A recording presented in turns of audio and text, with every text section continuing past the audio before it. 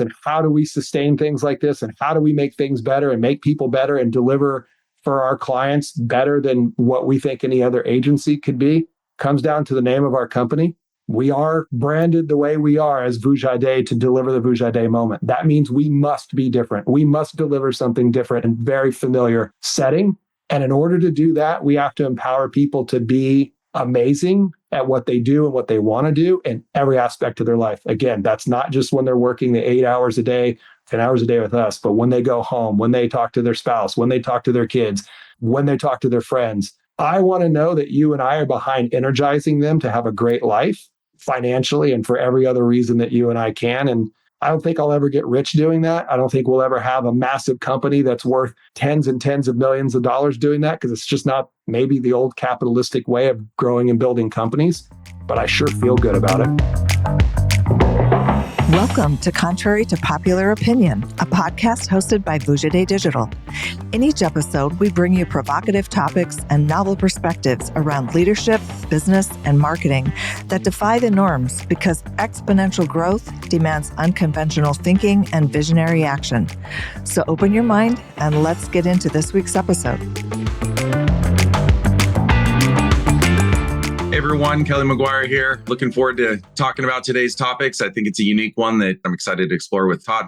Hi everybody, Todd Juneau, Kelly's co-founder, partner in crime here at Vuja Dé Digital. And we're going to talk about a recent acknowledgement we received in our company. First time we've ever applied for the Inc. 500 Best Places to Work. And we got it. We passed the test. So we're going to talk about that today. And I think this is good for people that want to work for companies, people that want to hire us as a company, people that are wondering how to run their company. I think we have a lot to share and what we've learned in our journey together over the last 15 years, managing and running and starting companies, with more startups in our back pocket that we're going to have to figure out. Let's get into it. I know you want to ask me questions about this because I'm the great. It's not always often that I get to prompt you, but this is definitely a little bit more in your wheelhouse of our partnership and something that we've evolved quite a bit around. I mean, we've been together for 15 years now, and we've gone through a lot of different companies and size of companies and growth of companies. And we obviously, you've mentioned before, we have a bit of an age gap between us, which is a different perspective. And I think it's really fun to explore some of the things that have evolved and some of those thought processes. So I'd like to start out by thinking around getting into the core values and the establishment of what we've talked about and what we've gone into when we think about running a company and those core values of a company and what really means it. And I don't mean the presentation, the pillars that what goes in the new biz. I really mean, what do you and I talk about? What do we really debate and think about and go over that truly means something about getting up every day and running a company and providing, an environment for our people? Well, I mean, look, this all goes back to sort of the beginning for me. And it's something I didn't realize at the time. Core values were just things that were posted on a board or whatever in a company you worked for. And I never really felt like those were really meant to embody. They were just jargon that corporate management put out there to try and make everyone feel good. The thing that's hit me over the head the most, and I'll say maybe in the last 5 or 6 years, I think it started happening at our last agency towards the end. Well, maybe even in the beginning, I was challenged by employees who wanted to work differently than what I was accustomed to. And that was an interesting thing at the time, but it's definitely made itself more prevalent since we started this company. And what really changed it for me was COVID.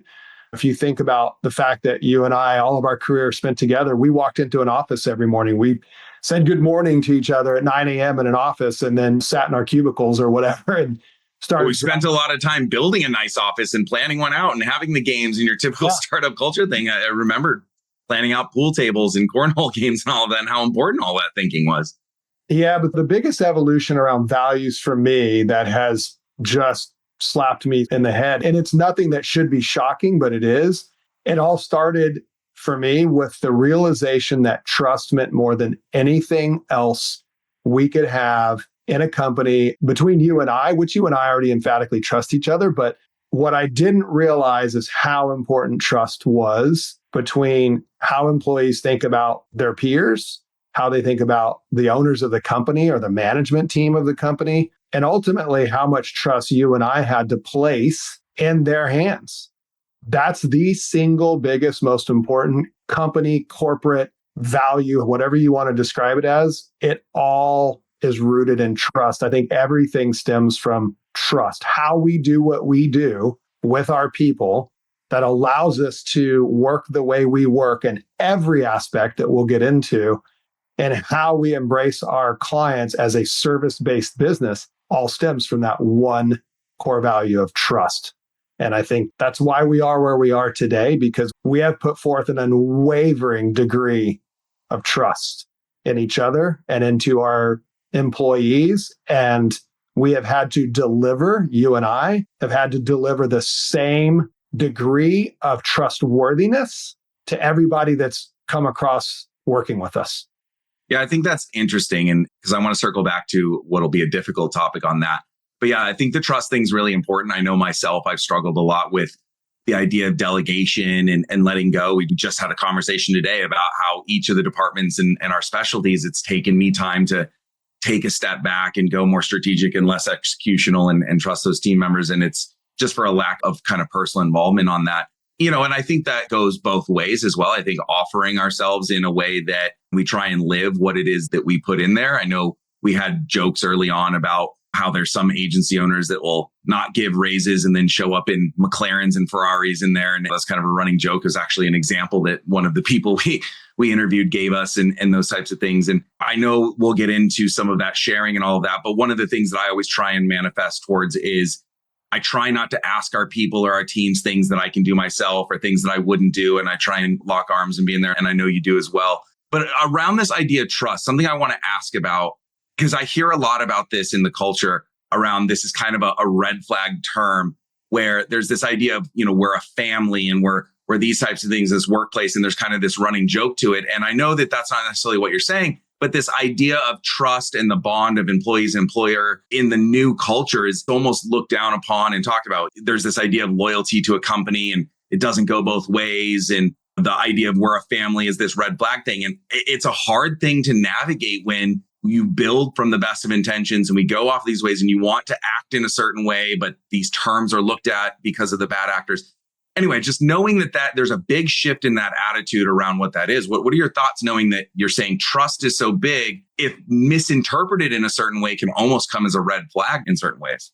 Yeah, I mean, there's a massive degree of vulnerability that we have to embody and put out there, right? So what does trust really mean in today's work environment? And what does it mean for us in particular? Or what have we had to accept? And for me, being a generation beyond, I'm Gen X, you're a millennial, and most of the people that work in our company are millennials or Gen Y and younger, right? And so we didn't grow up working the same way. I didn't trust anyone I worked for. All I knew was I just better do what I'm told in order to keep my job. And that mentality no longer exists. The mentality has shifted the power to the hands of the people.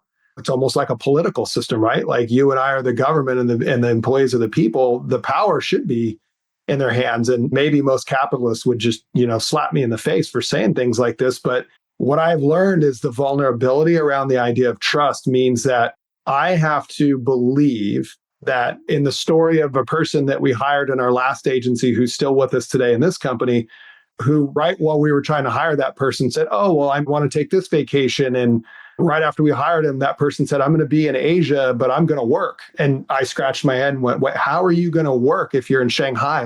We're opposite times of the day. Like, you must be lying. There's no way you're actually going to work through the middle of the night.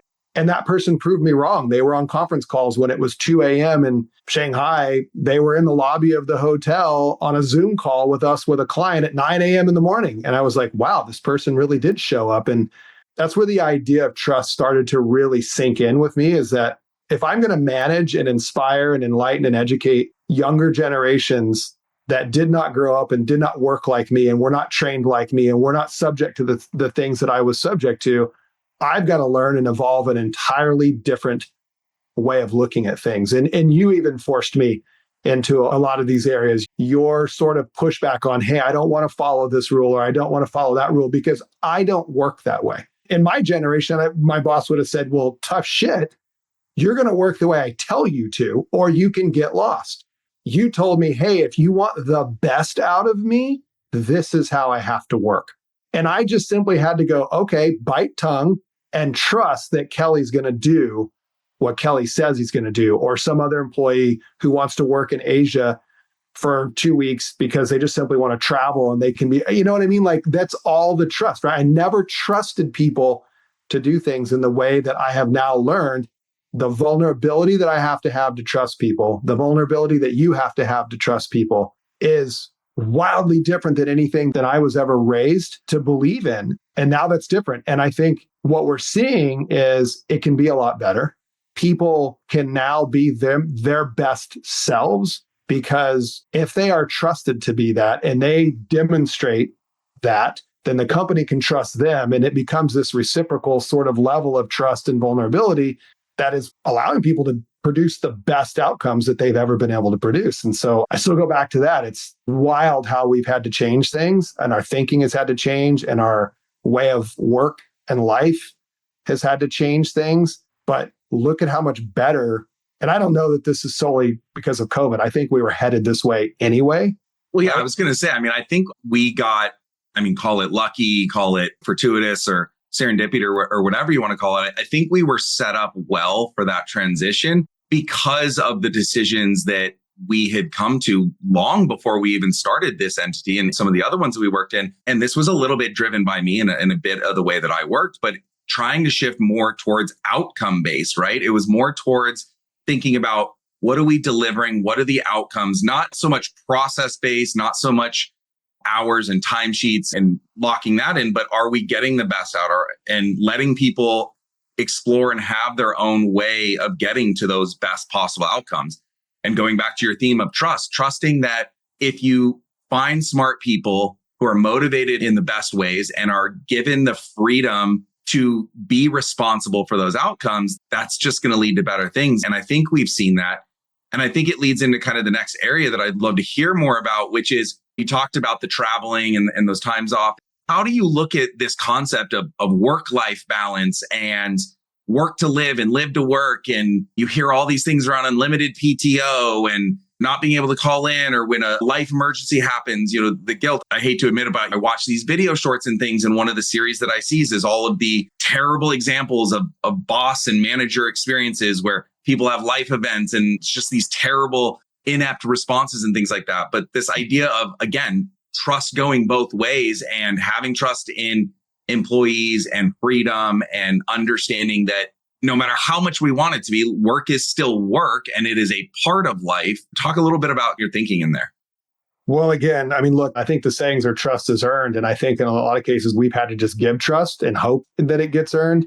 The work-life balance thing, again, culturally in a workplace, I didn't grow up with, there was no such thing as work-life balance. You grew up in the agency business in the 90s and whatever in the early 2000s, what I didn't think back to even before that, you worked 50, 60, 70 hours a week. And that's what you were expected to do. Even I paid my dues. I had my overnights. I had my early mornings. That's what we were expected to do, right? Like there was no, but I need to go do these other things.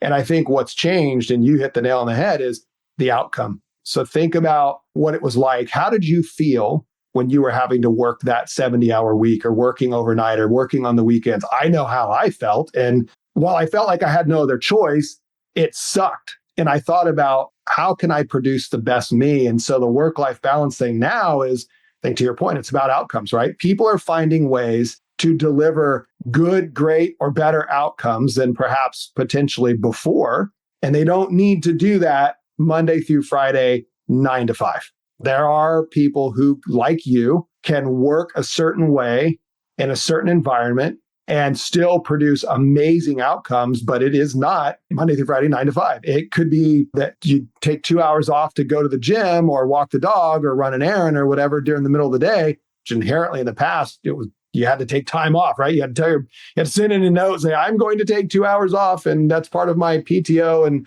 blah, blah, blah. And now we just go, hey, I got a couple of things I got to do. I'm going to go do that. I'm going to Slack availability that I'm going to be unavailable or I'm going to be on mobile during this time. And work doesn't get disrupted. I think the argument to be made here, and I think what's still probably, I'm starting to see reports that are coming out, research reports about productivity. There's an argument on both sides of this. There's the argument from the employee who says, I work now more than I ever did after COVID because now I don't have a commute and I'm filling that commute time with work. I'm working more hours than I ever worked. So this non-office thing is actually backfiring because now I'm burning out because I'm working more. I've seen the reports that reference that. And I've also seen the reports that companies cite improvement in production and outcome and decline in production and outcome. And they're in the decline situation, they're citing whether or not people are actually really working remotely when they say they're working. Like they say they're pecking away at the keyboard, but in fact, they're pecking away at the keyboard while they're sitting somewhere other than a place they can be really focused on work, and they're distracted because maybe they're who knows where. I think the work-life balance thing, again, goes back to there's a whole new generation of people that are learning and have learned to work in a non-9 to 5 office environment. That's becoming the new norm, at least in our industry. Look, if you're a factory worker or a restaurant worker, you don't have this luxury. We're talking about, I almost feel like we're talking about a perk or a luxury that we have working in a digital advertising agency environment that allows us to live and work on a laptop and Slack and email and Zoom. There's millions of workers in this country who do not have that luxury. And they still are forced to go do what they do 9 to 5 or 9 to 6 or whatever that is. So in our little world of digital advertising, we're incredibly fortunate that technology enables us to do, you and I doing this podcast right now. We're an hour apart from each other physically, but here we are in video, here we are in audio, and we're able to have this debate. I don't know ultimately what proper work-life balance is. I can tell you that deep down inside, I still wonder if people are really working. Are they really putting in a full 8 hours? I think they should, but maybe not. You've challenged me before and said, if I could do the best work possible and do it in 6 hours versus 8 hours, why is that an issue? And I don't have a good answer for it. I think you're always going to have that. I mean, you even ask me sometimes if there's more that I could be doing.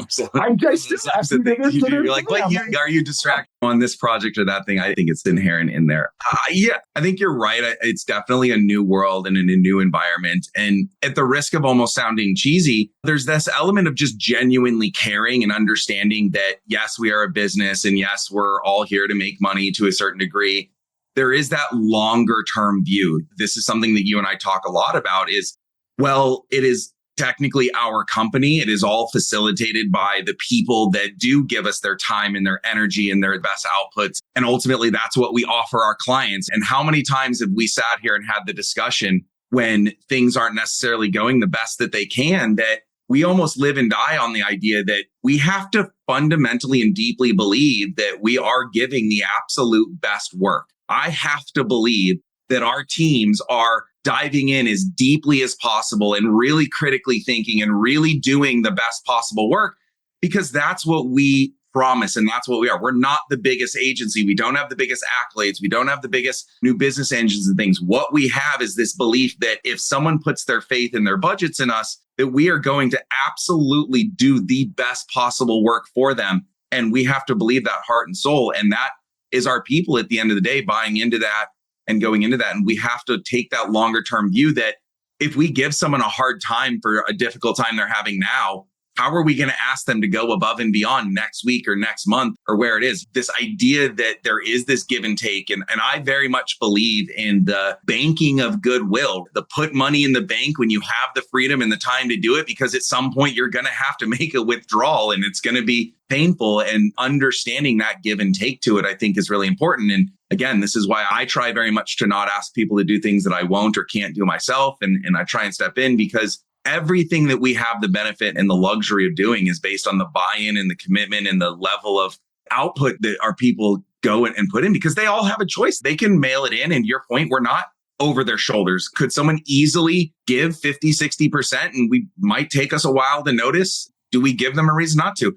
And I also think about the way that we try and position it with our clients and applying that, where we talk about giving us the upside, giving us the reason to go above and beyond. If we're going to put in the extra hours and the extra time and do the consulting and not charge a nickel and dime for every little thing, having a mechanism in place where we can benefit from that, we can earn beyond our fixed flat fee component. I think that's the same with employees, right? If they're sitting there being like, look, I make my salary, it is what it is, and I know where to go, the best incentive you give them is to do as little work for their fixed amount. But being able to structure their participation and their upside and knowing that not only financially can they reap rewards if they do better, but also just in experience in their company and freedom in giving themselves more rope and more flexibility and knowing that operation. It's just that human element of understanding we ask a lot of our people to be the very best. And so I think it's on us to make sure that we're able to provide that environment. I think that's where something like the best places to work comes in, is having that feeling, having that sense of ownership. Not everything's perfect. I'm sure there's plenty of gripes and complaints about some of the things that we do that we're constantly we didn't trying go to get 100% perfect. Yeah, nobody does. Let's talk about that a little bit. I mean, we've had a lot of conversations around how to continually think about our employees and how to recognize them and reward them and incentivize them. And I mean, especially during COVID, during a lot of certain times, there was employee retention ideas. There's what more can we do? How can we be creative? And so talk about all of the time and effort and research and energy you've put into the tools that we use and the programs that we've deployed and everything that we've tried to give back and create that wonderful environment. I mean, look, we're not Facebook, right? We're not buying everyone's lunch and meals, and we don't have volleyball courts, and we don't have personal masseuses, but we've done a lot as a small company to give the best we possibly can. And that's a lot of your work. So I'd love to think more about that. Well, we brainstorm it together. But yeah, I mean, look, again, it goes back to the work-life balance. It goes back to trust. We started this company, and every person we've interviewed and hired, we have said in the interview, and we've used this term loosely and not probably accurately, but we have hired everyone saying, we want you to join our company as if you were an entrepreneur in residence somewhere, that we are going to give you a blank slate with unwavering trust to do the very best work you can do with no handcuffs, period, full stop. Everyone we've hired, that's what we've said to them. On top of that, what we've had to deliver is that they can trust us. How can they trust us to deliver what we've said? Our promise has been, yeah, that's what we're going to give you. We're not going to micromanage you. We're going to give you a blank slate. We're going to fund the best tools and technology that we can possibly fund to allow you to do your job. And oh, by the way, we care about you. Personally, we care about you, care about your families. So how are we going to pay that off as a company? Yeah, we don't have a building anymore, so we can't have a pool table and catered food and beer on tap and coffee on tap and all that stuff that we had before, right? We don't have any of that anymore. So how do we pay that forward? Well, we talk about, you know me, I'm all into nutrition and fitness and all these kinds of things. So my goal was, what kind of health and wellness benefits beyond just the basic stuff, right? Well, of course, we give fully paid medical insurance and dental and vision and all that kind of stuff. But guess what? People need more. They need smart nutrition. They need nutrition options. They need physical fitness options. They need mental workshopping or apps that can support mental growth and stability and stamina. They need all kinds of things. Living in this world now is tougher than I think arguably it might have ever been. The American dream, as I grew up, get married, have 2 kids, a house and a dog, doesn't exist anymore for a lot of the young generations. They don't believe in that anymore. That's not an option for them. So we have to give them things that help them become and support who they are, right? So I looked into those things, right? So now we have this great plan where people can have their gym membership so they can order foods and vitamins and supplements. They have all this health and wellness benefits. We have an employee of the month sort of recognition plan, right? We have a gift card plan that you and I give out gift cards for birthdays, for anniversaries, for just whenever we want to, because we think somebody's having a tough day or whatever it is, or we just want to say thank you and share some extra gratitude. Here's a gift card for food or whatever you want to give them. And the Unlimited PTO, talk about trust. Yep, you can go do whatever you want to do whenever you need to do it, as long as your work gets done. And the output is stellar, and it delivers on our brand promise. If you're doing that and you're doing that from a van at the beach, or you're doing that from Shanghai in a hotel lobby, or you're doing that wherever you're doing it, as long as the output's there, great. How else can I support you to make sure that you are living your very best life? Personally, at home, are you a great spouse? Are you a great girlfriend or boyfriend? Are you a great mom? Do you have all the tools you need to be able to do those things? Because I know that if you and I can help people with those parts of their lives, it's not technically our responsibility, I don't think. And again, I know there's a lot of people who own companies that are probably just puking at what I'm saying right now. I believe if we can help the people that are contributing their loyalty and dedication and trust in you and me, that the more we can give back, whether it's financially as profits from our company, or we can support them in other, we've supported people in language lessons and in childcare and all the things that we could afford to give as a small company, we've given. And as a result, what do we have? Some people would tell me we have unhealthy turnover because most people don't leave our company. Most people didn't leave our last company. We have people from our last 4 agencies ago still working with us in this agency. That's probably a good thing for the most part. Turnover to me is a bad thing. And I think ultimately what we've learned is if people will trust us to give everything you and I say we're going to give, and we actually deliver on that, they will be loyal. They will work their butts off. They will produce great outcome. And hopefully we've given them a better life, work-life balance, whatever you want to call it, so that they can live their very best life. They can be a great mom, a great dad, a great whatever. And we'll have the best people working for us. To your point, you always say to me, I have to believe that our people are doing the best work. And I always debate that with you and say, well, how do you know? You can't tell me that the people that we've hired and everybody that works for us that's going to listen to this, don't shoot me when I say this. There might be somebody better than you out there. There might be somebody that can run pay-per-click better than you or programmatic better than you. I don't know in what capacity, but I don't know. I just know that it's hard to think that there's nobody better than me or you or anyone else in our company. Of course there is. But what I know is if we deliver what we're delivering and continue to deliver, our clients are going to get the best work that money can buy. I genuinely believe that.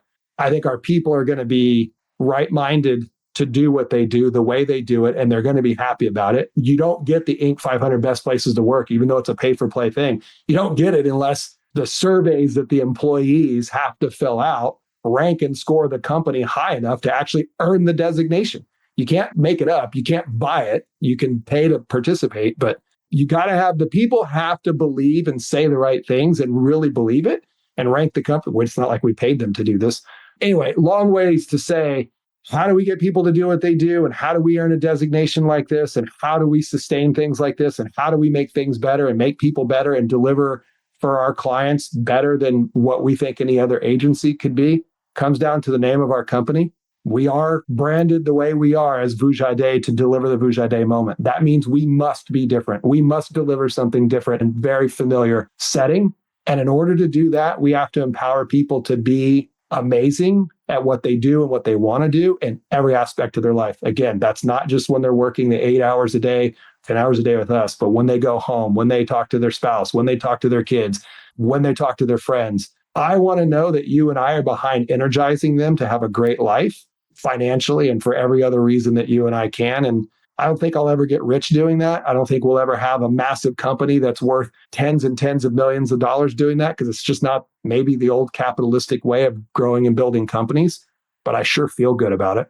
Yeah, I'm glad you said that last part because that's kind of what hits home for me, right? A lot of what you talked about strikes for me. There's this tangible and there's this intangible element to it, right? There's the very easy to understand tangible stuff. I joked about the Facebook stuff and I had my own experience in working at Google and people used to say, oh, is it great to have your lunch bot for you and everything? And I used to always have this story around, sure, yeah, there's great perks to it, but I'm not oblivious and blind to the why.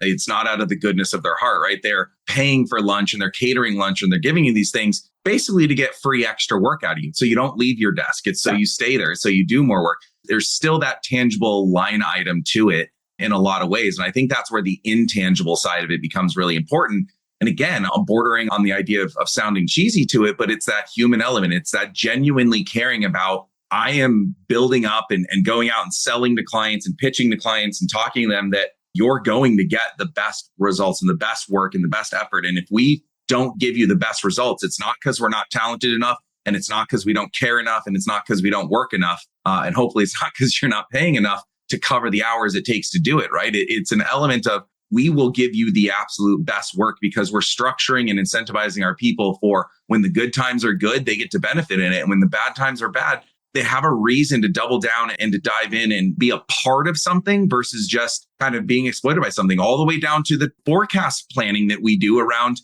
if God forbid we had something turn wrong or lost a client or in there, we try and forward plan and make sure that we can preserve and help people through that. It's not just a matter of, well, we lost a little bit of money on a line item, everyone's got to go, or we've lost some profitability here, we've got to change that. Again, it's that idea of building something for the long term and thinking in the long term. And I think for me, that's where a lot of companies would do a lot better, is to not just look at things as a line item and understand human beings have their own motivations, their own challenges, their own ups and downs, and being able to deliver against that and understand that. And yes, take what you can get when you can get it and give what you can give when you can give it and have that. That to me is the balance. The balance is we're all here rowing in the same direction with the same understanding and having people that'll jump in when you need to jump in and have people that you're willing to help. It's when something goes wrong, it's not pointing the finger and getting blamed, but it's, hey, what happened? Where did the things fall short? How can we learn and improve and get better versus whose fault is it and who's going down for it? And this idea of just trying to understand that we're all here trying to do the best work in the best environment. And I think that's what your and I's responsibility is. And I think that's what creates a best place to work is the trust and the belief that that exists in a genuine overall way, not necessarily a fiscal, I'll buy your lunch and I'll give you PTO as long as we have this client. As soon as we don't, you're gone in a heartbeat. There's just that intangible feeling you have to really care about and matter. I know we spend a lot of time talking about it, and I hope other company owners spend time thinking about that human element and knowing you are responsible for your people as much as they're responsible for giving you time and hour and energy. It is a two-way street. 1,000%. It wasn't that way. I'm sure it's changing that way. There's lots of people that are changing that way. And I don't know if this is a Bible quote or whatever it is. I'm not a religious person, but that the saying that do unto others as you would have them do unto you. It's just common sense. Treat the people that work in our company exactly the way we would want to be treated if we're those people. And I'll be darned if you don't get an amazing thing happening in that system. And I sort of subscribe to this idea and loosely this framework called conscious capitalism, which again, probably why I'll never be CEO of some massively $100 million company, because I don't care enough about money to ever go there. I care more about the happiness of everyone involved in getting somewhere than ultimately where we get to.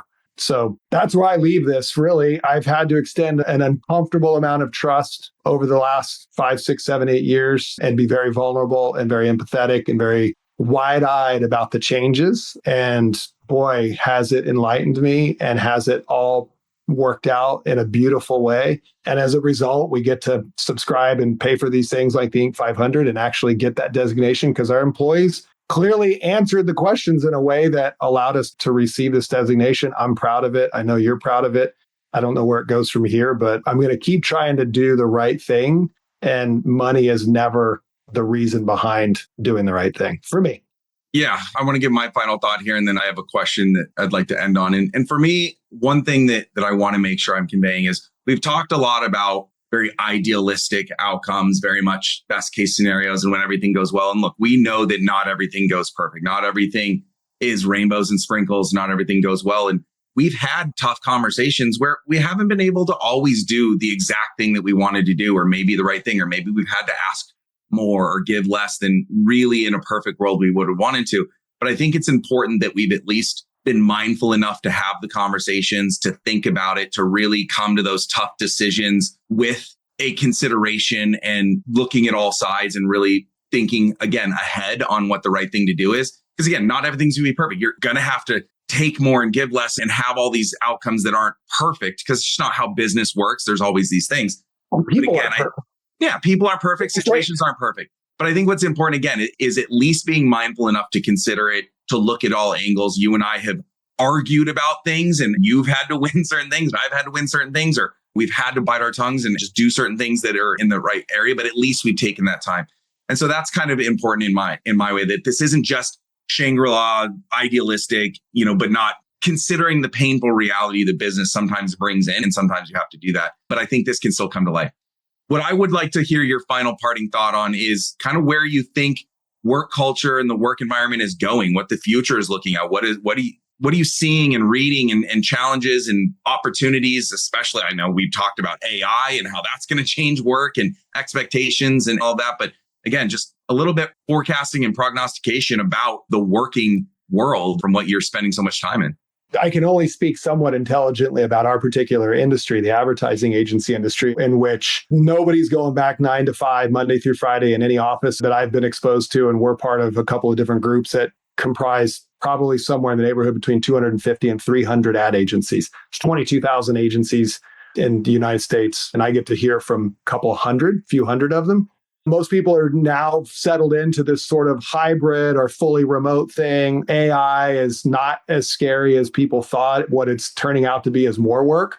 because what's happening is every day there's 1,000 new AI tech companies that pop up, which means we have to do more work to learn how to use those tools and then actually use those tools. So to the marketers out there that think agencies are going to be able to cut costs and scale efficiencies, yeah, I think in some areas that will be the case. But from a human capital standpoint, I don't necessarily know that it's going to destroy the org chart and you're going to have less people. I think you're going to have people getting smarter, doing more work with more intelligent tools. So I don't think it's necessarily going to cut a ton of corners.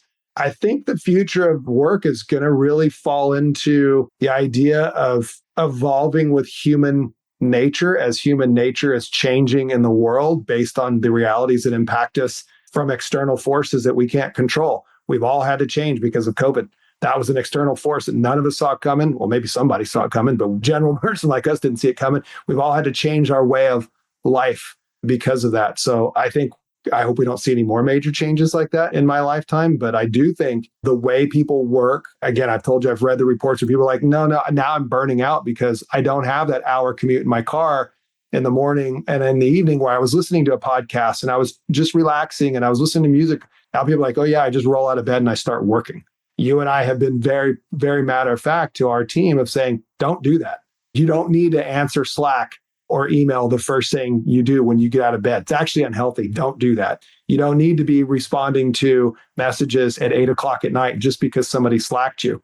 That's why we have rules of engagement and protocol and policy about when you have to respond and in what time frame you have to respond.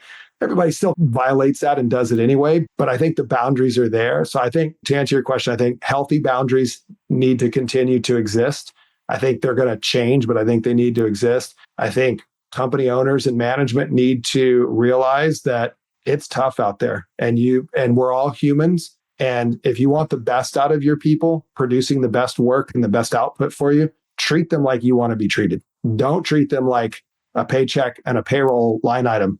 Treat them like you want to be treated. And if your company's so big that you don't know the 975th employee that just got hired for your company, then you better make sure you got a management team and an operations process that treats those people the way that you would ultimately want to be treated if you're that employee number 975 or 27,000 or whatever it is. I think it's going to be really tough for companies to really energize and really get people to be on board, much more so than you and I have it in a small boutique company like ours. I think it's going to be really hard. I think companies are going to have to go out of their way to learn new ways to treat people and embrace them and support them. And that means it's going to be more expensive. So companies are going to have to charge more because we got to spend more money taking care of people. It's all a domino effect. You look at the minimum wage in California for fast food restaurants, just as a segue or a side tangent to this. I know we got to wrap up, but the minimum wage going to $20 an hour. Well, that's because the cost of living in California, Southern California specifically, is so high that people that work in a restaurant can't even live in the neighborhood that the restaurant is that they work in because they can't probably afford to live there. But what's the result of that? Now you have restaurant chains closing down restaurants. It's like, we can't afford to pay people. So we have to figure out how to take care of people, whether that's our employees, our management teams, or whatever. We got to figure out how to take care of people. I think if companies don't figure that out, there's going to be a lot of rough times for a lot of companies. And I don't think AI is going to make it easier. I think it's just going to make what we do more complicated to figure out. So I'll put a pin in it right there. We've got more work to do. Well, with that, I'm going to make my sign off with a gratuitous big thank you to our people and all the wonderful people that allow us to be here and having this conversation and really giving me personally the confidence and the belief that I can make the promises that we make and I can believe in what we're doing and always have that comfort and that feeling in there. Because again, we wouldn't be here or have the chance to do if we didn't have that wonderful, amazing team behind us. And we'll continue to keep trying to do the best we can. And I hope everyone listening takes something from this and tries to apply it to giving their own people a similar experience. Because I think it's really important. And I think everyone would benefit from that general feeling happening across whatever industry. Happier people just is contagious around everybody. Yeah, we'd probably have a better world as a result. So yeah, grateful, understatement. I share that sentiment. I'm grateful for you because you've given me 15 years of scary success and exciting times. And you've always pushed me and challenged me in ways that I'm very uncomfortable about. But I think that's why we've had a successful business and friendship.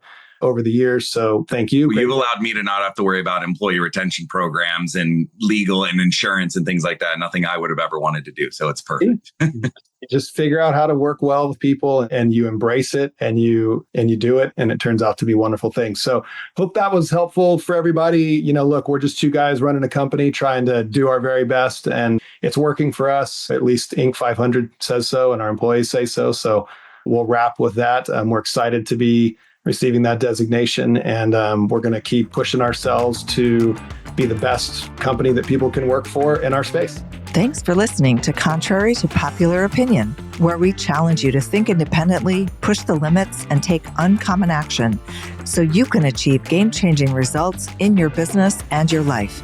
To stay up to date with our latest episodes, be sure to click the follow or subscribe button now. Thanks again for listening. See you next time.